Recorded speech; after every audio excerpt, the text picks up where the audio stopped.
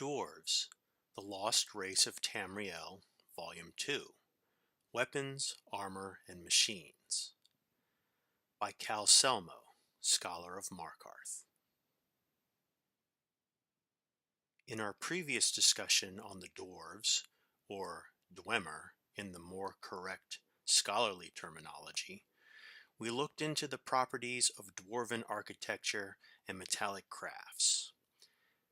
In this continuing discussion of Tamriel's lost race, we shall examine the ways in which dwarves waged war and kept out trespassers. Unlike many other cultures still existing today, the dwarves built and relied on increasingly complicated machines for a wide variety of martial tasks, and weapons and armor created solely for the purpose of being wielded by dwarven warriors show remarkably fewer points of progress beyond the basic designs. Let us begin by analyzing those basic weapons and armors.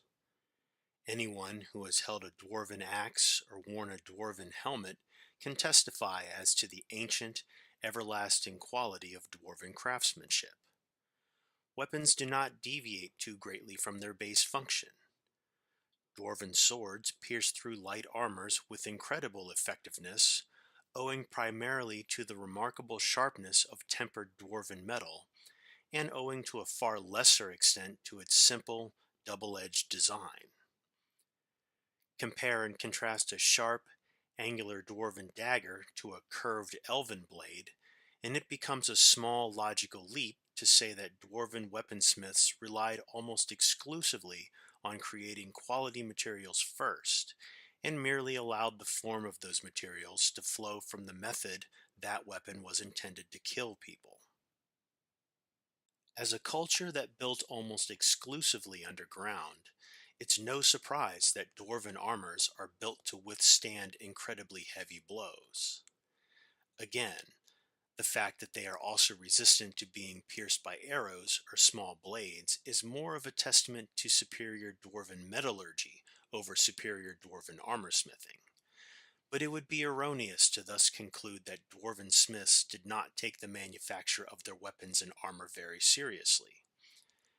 Every piece of warcrafts I have examined show a remarkable amount of unnecessary detailing and personalization that is just as evident today among the most ardent blacksmiths.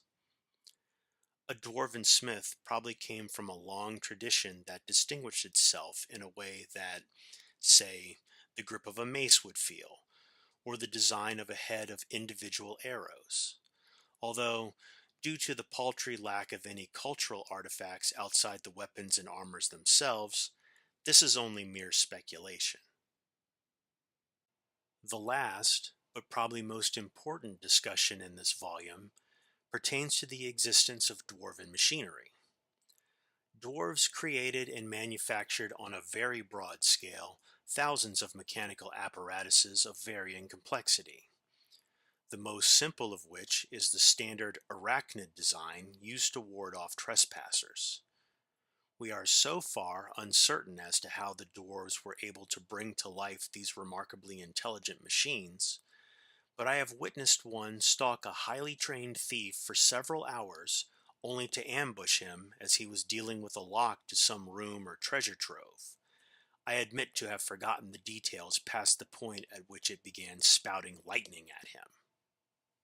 Dwarven military machines also range from the human-sized sphere warrior, which patrols the interiors of the ruins as a harmless ball, only to emerge from it as a fully armed and armored automaton fighter, to the justly feared centurion, whose height ranges from twice to several hundred times human size depending on which reports you believe.